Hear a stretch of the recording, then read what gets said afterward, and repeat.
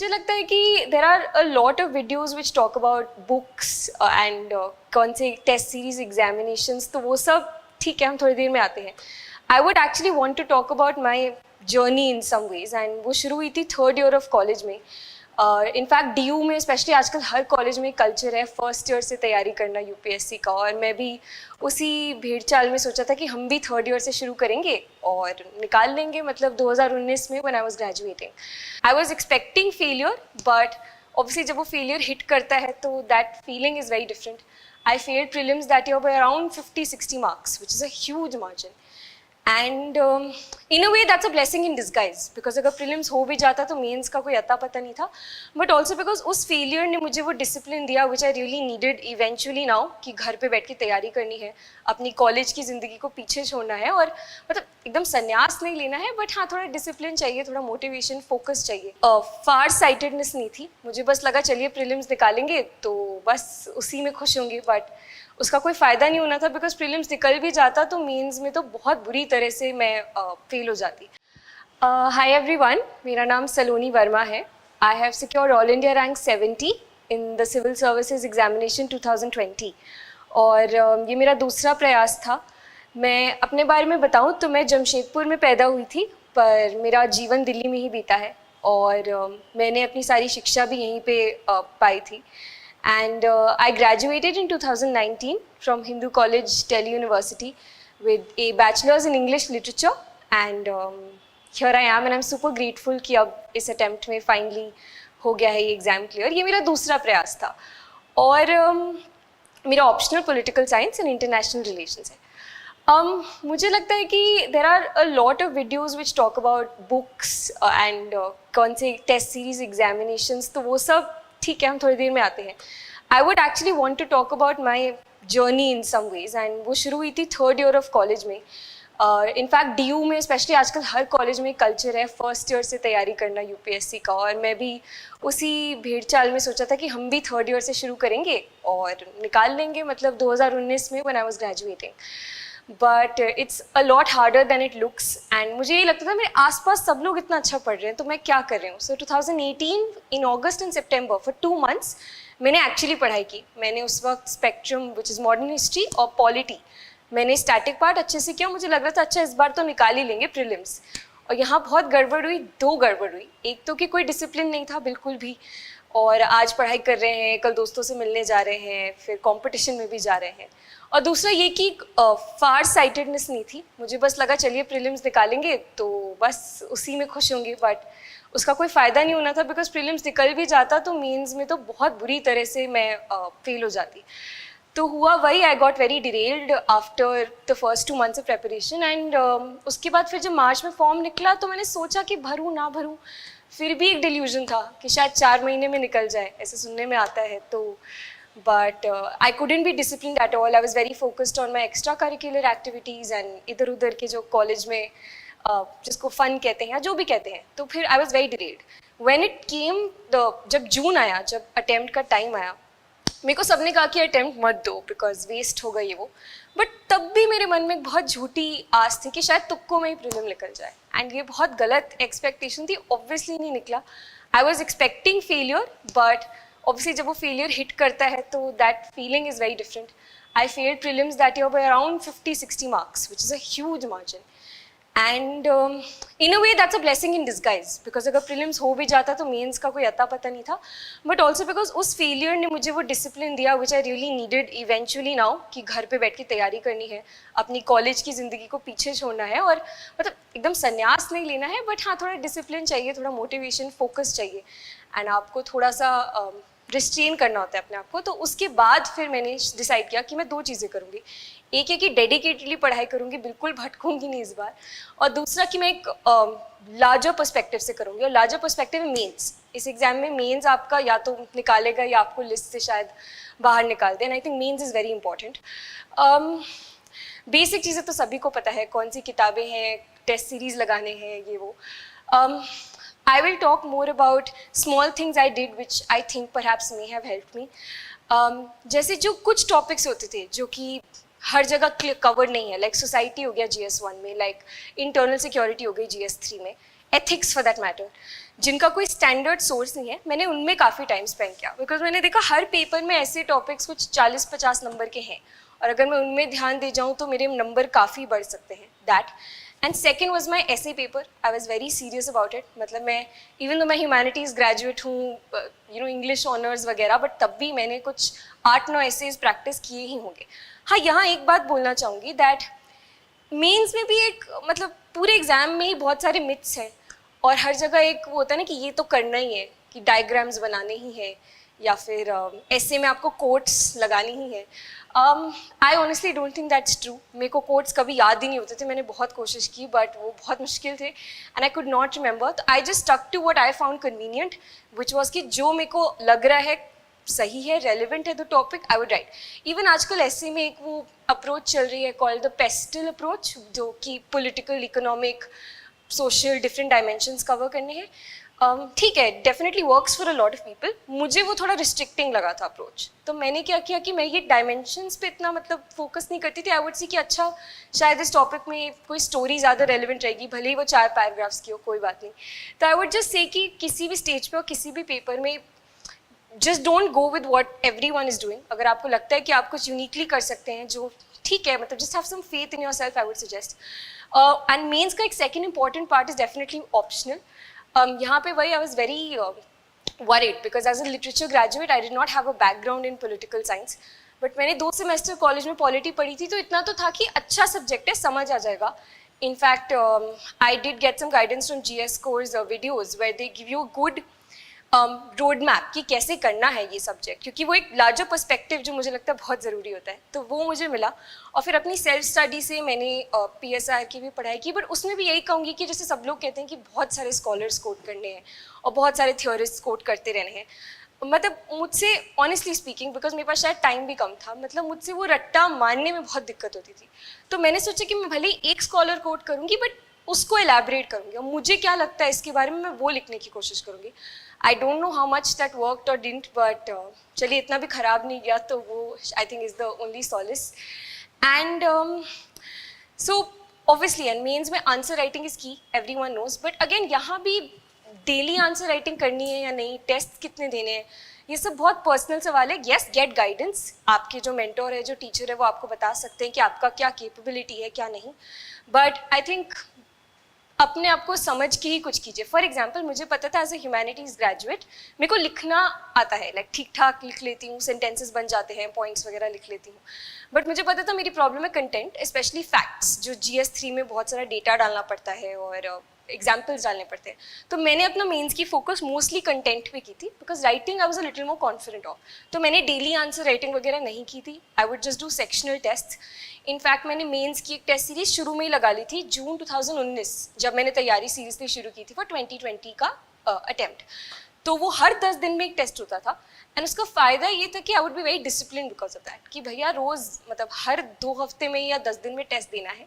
तो वो एक मेरे को लगा कि वो शायद ठीक हुआ हो. I really hope so. And so I think the larger thing I learned from this examination and this experience is कि बहुत सारे तरीके हैं एक ही चीज़ को करने के. तो do not get too restricted by what perhaps people are saying, and definitely take advice, take tips. और एक और चीज़ मैं बताना चाहूँगी कि प्रीलिम्स में एक और प्रॉब्लम ये होती है कि जब आप बॉर्डर लाइन पे होते हैं, तो आप मेंस की तैयारी कैसे करें या ना करें. ये मेरे साथ भी प्रॉब्लम हुई थी, बिकॉज इस बार जब हम प्रीलिम्स दे के आए थे तो आंसर कीज इतने वेरी हो रहे थे, there were so many questions which were weird and there was no surety कि होगा नहीं होगा. तो उस टाइम पे मैंने बस एथिक्स, ऐसे और अपना ऑप्शनल पढ़ा है, क्योंकि मुझे लगा ये तो कंटेंट रेलिवेंट ही रहना है, भले मैं अगले साल मेंस दूँ या भी दूँ. But I was very confident कि कोई बात नहीं, अभी नहीं हुआ तो अगले साल यूज हो जाएगा. But yeah I would just suggest that throughout the process बहुत सारे स्टम्बलिंग ब्लॉक्स आएंगे. Just like have some faith in yourself. I know बोलने में आसान लगता है, but that is very important, because हर स्टेज पे कुछ ना कुछ तो मतलब प्रॉब्लम आता ही है. और बस अपने पे विश्वास रखिए. और अगर मैं इंटरव्यू की बात करूँ तो मेरा इंटरव्यू मतलब मैं जब बाहर निकली तो मुझे समझ नहीं आया कि कैसा हुआ, because I am a humanities graduate, but 50% of my questions were science and tech. तो it was a googly for me, and मुझे पता ही नहीं ब्लॉकचेन में बिटकॉइन और ethereum, I am so sorry whatever it is, but उसका फ़र्क मेरे को ठीक से नहीं पता था. And when I came out I didn't know what to make of it, but I scored very well in my interview. So again point is that your interview might be surprising. Just like have faith, stay calm, stay confident, stay poised. And ये actually हर stage पे चाहिए, because prelims में भी paper आजकल बहुत unpredictable आ रहा है. अगर आपको विश्वास ही नहीं कि आपने जो पढ़ा है अच्छा पढ़ा है और आपको याद है, तो आप वो डाउट में रहेंगे कि ए मार्क करना है या B. Specially in mains, like paper आजकल देखते ही, जैसे GS4 था हमारे साल में, देखते ही इतना मतलब अजीब था कि मतलब some of our friends tell me that they were so overwhelmed by the paper only. And I was just hoping the worst कि पेपर तो मुश्किल ही आने वाला है, जो आता है बस लिखते जाओ लिखते जाओ. So I think now this exam is a lot more about आप कैसे सोच रहे हैं, कितना पॉजिटिव है. And बस तो I would just, this was mostly it. Yeah, just all the best and do well. And just be disciplined, stay focused, keep your friends and family close. थोड़ा अकेलापन भी लगता है कभी कभी. So I would just suggest कि थोड़ा सा बने रहें, जो लोग आपको मोटिवेट करते हैं, जो लोग आप पे विश्वास करते हैं. तो मेरे पहले प्रयास के बाद I understood that the preparation which is needed has to be integrated. Prelims और मेंस साथ में, और मेंस पे फोकस, बिकॉज इट्स ट्रू, आपको मेंस ही लिस्ट में लाता है और आपकी डिज़ायर्ड सर्विस दिलाता है. तो how I went about it was that in June 2019 मेरे को ये टारगेट था कि अगला प्रीलिम्स देना है और इसी अटेम्प्ट में निकालना है. दैट वॉज माई गोल. सो मैंने सबसे पहले तो डिसाइड किया कि मैं जून से लेकर दिसंबर तक अपना मेंस का GS सिलेबस पूरा ख़त्म करने वाली हूँ, topic by topic. How I went about it was, मैंने देखा कि हर पेपर में सब टॉपिक्स क्या हैं, and I would give some days to each topic. तो अगर पेपर बाय पेपर देखा जाए तो जैसे GS1 आई डिसाइडेड कि मोस्टली स्टैटिक है, और स्टैटिक में अच्छी बात ये है कि आपका प्रीलिम्स और मेंस मोस्टली साथ में हो जाएगा फॉर GS1. आपको ज़्यादा मतलब हाथ पैर नहीं मारना पड़ेंगे और वो हो जाएगा. But the only difference is that for prelims you would just need to rote learn most of the facts. So in June when I was doing GS1, मैंने जैसे हिस्ट्री के लिए स्पेक्ट्रम उठाई, which was my only source, modern history. तो मैंने obviously वो जो factual चीज़ें अंडरलाइन की, और मैंने वो अपने थर्ड ईयर में भी हिस्ट्री की स्पेक्ट्रम तो कर ही रखी थी. बट मैंने स्पेशली इस बार ये किया कि मैं कैसे डायग्राम्स पे फोकस करती हूँ. इंडिया का मैप बनाना हो गया, उस पर इंपॉर्टेंट किंगडम्स हो गए. देन उसके बाद there were very interesting let's say analysis हो गई, तो मैं टेस्ट सीरीज उठाती थी. अगर किसी क्वेश्चन में अच्छा सा एनालिसिस दिया है, ये इवेंट क्यों हुआ, इसके इम्प्लीकेशंस क्या हुआ, ये वो. So I focus a lot on note making, particularly for history and society. Society में हाँ, one more thing which I would like to talk about is that a lot of questions are very contemporary, right? Like women's issues, poverty, urbanization, जो भी है. तो उसमें मुझे लगता है एनालिसिस के साथ साथ I would really focus on facts. मेरे पास एक डॉक्यूमेंट बन चुका था by the end of the month, जिसमें सिर्फ फैक्ट्स होते थे कि हर टॉपिक के मतलब 4-5 नंबर तो होने ही चाहिए दिमाग में. विमेंस में विमेन का जो टॉपिक है उसमें हो गया सेक्स रेशियो, हो गया IMR, MMR, ग्लोबल जेंडर जो रिपोर्ट है उसके बारे में. So I would suggest for topics like society, जहाँ पे कंटेंट तो ईजिली आपको पता है क्या प्रॉब्लम्स है, but to enrich your answer focus perhaps on some data which you can put for your answer to stand out. And like in some of these GS1 answers, because इतना मतलब मुझे थोड़ा static थोड़ा dry लगता था, what I would try to do is see अगर कोई case study type की मिल गई कहीं पे, या फिर कोई interesting story मिल गई, तो कभी कभी sometimes in my answers I would make a little box and write it. अब I hope that helped, but yeah, that made me feel like कि मैं कुछ कर रही हूँ जो शायद मेरे answers को stand out कराएगा. और उससे कॉन्फिडेंस तो ज़रूर आता था, भले ही वो tangibly I genuinely hope it help, but I would feel that okay you know I am putting in some effort which is probably going to help me. GS2 पे आते हैं तो मेरा ऑप्शनल था पॉलिटिकल साइंस एंड IR. अब ये एक double edge sword है, बिकॉज एक तरफ तो है कि आपको डबल मतलब आपकी किताबें मोरलेस सेम है और आपका कंटेंट मोरलेस सेम है, but it is very difficult to differentiate your mains GS answers from your PSIR answers. तो इसमें मेरा मैक्सिमम टाइम गया था, like around 2-3 months I spent on GS2 and उसके साथ जो PSIR का ओवरलैप है उसमें. अब मैं एक एग्जांपल के साथ बात करना चाहूँगी, बिकॉज GS2 में यूजुअली लक्ष्मीकांत है वो हमारा बाइबल होता है, and that book obviously must be done.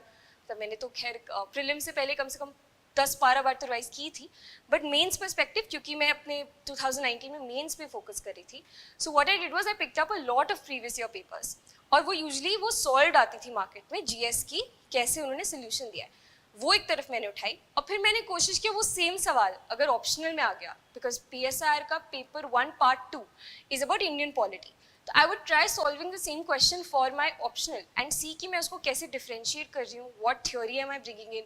तो वो एक एक्टिव प्रैक्टिस हो जाती थी कि हाँ मतलब GS2 का ये अलग होना है और पॉलिटिकल साइंस पेपर 1 पार्ट 2 का ये अलग होना है. I do think that give me the confidence कि ठीक है मैं अपना आंसर डिफ्रेंशिएट ज़रूर कर पाऊंगी, भले ही कितना अच्छा हो ना हो, बट वो कोशिश ज़रूर रहती थी.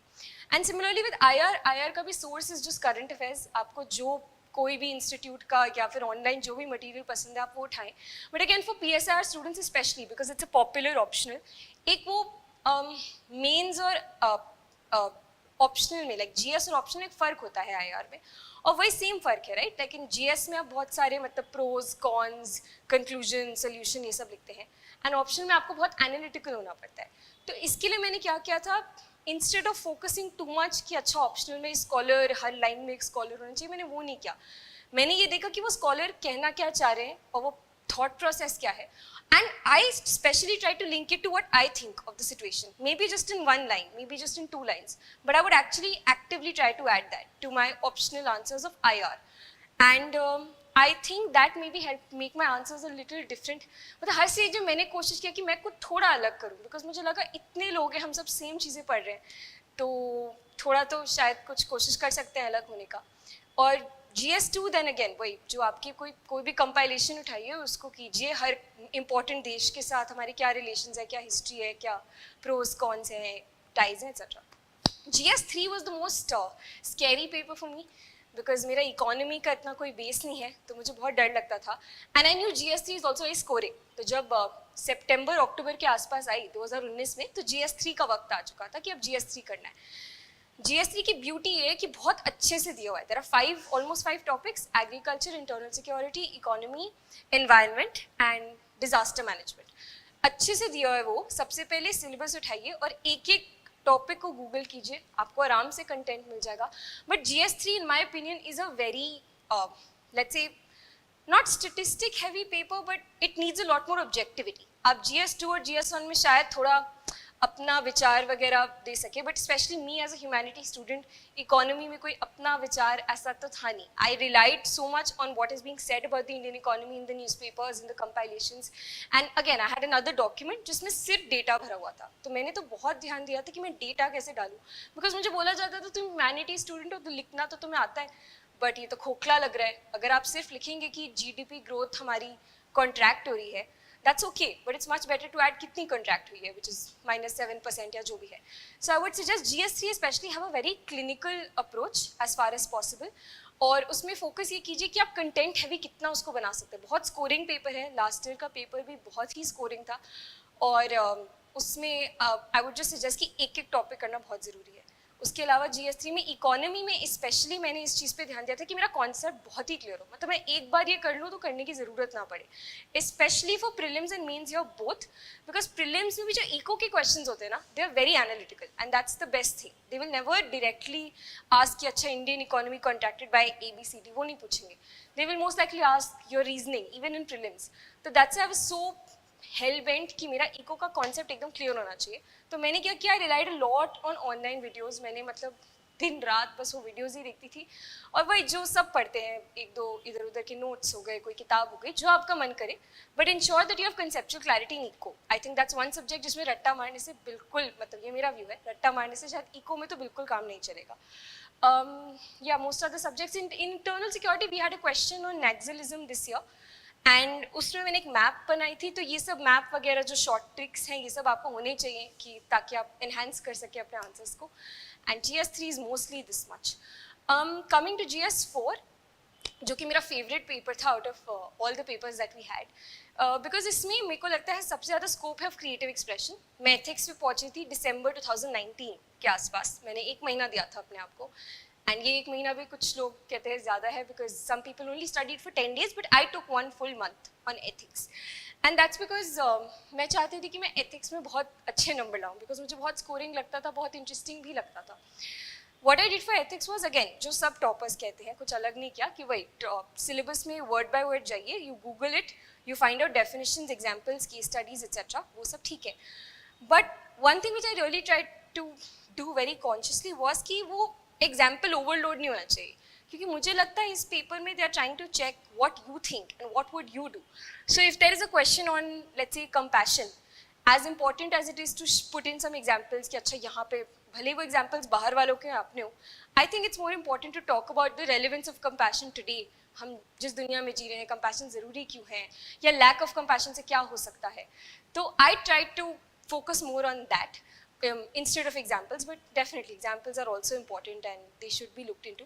Ethics का यही था, case studies बहुत practice किए, जब पढ़ाई करने का बिल्कुल मन नहीं कर रहा था. I remember जब हमारा prelims postpone हो गया था in March 2020, we got the notification कि अब 4 महीने बढ़ चुका है, तो पढ़ने का बिल्कुल मतलब मूड ही नहीं होता था तब. तो तब I would pick up a case study कि चलिए case study solve कर लेते हैं, उससे एक आदत बनी रहती थी. So ethics was this much only. Until December that way 2019 my GS syllabus was more or less completed.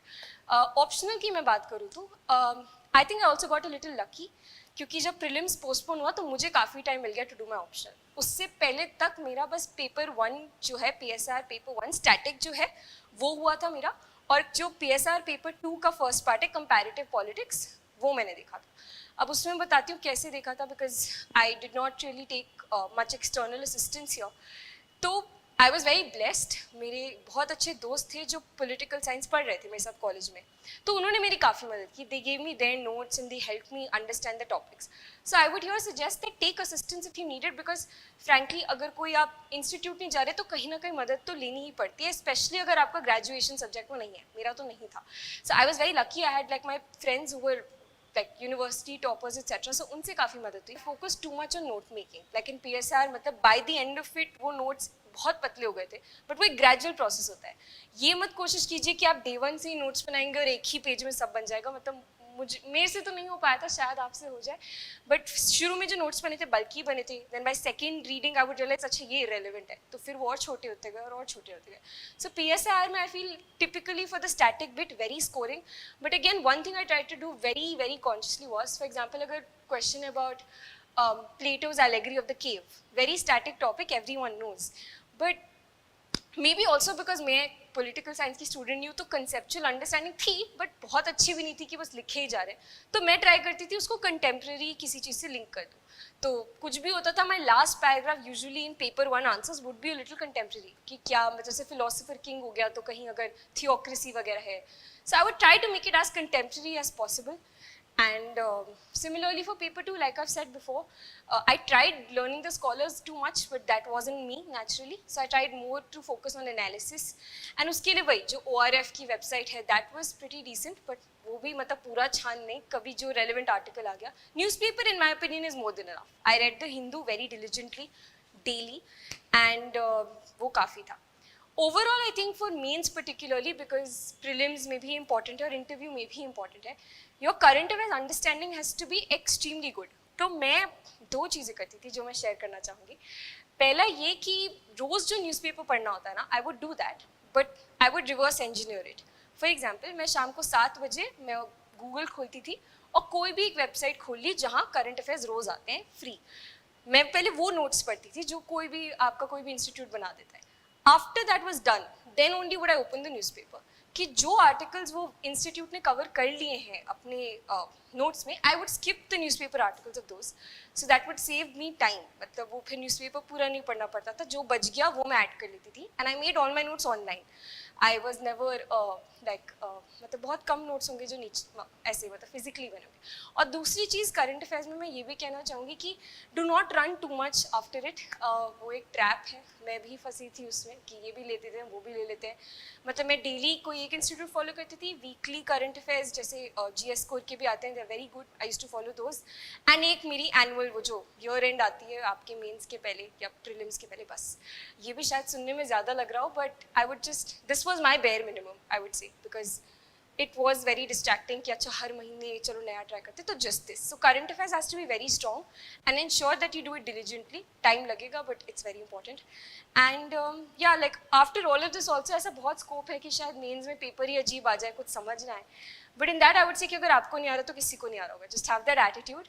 And मेरी तरफ से बस मेंस का तो इतना ही है strategy. तो बस thank you so much and all the very best and take care.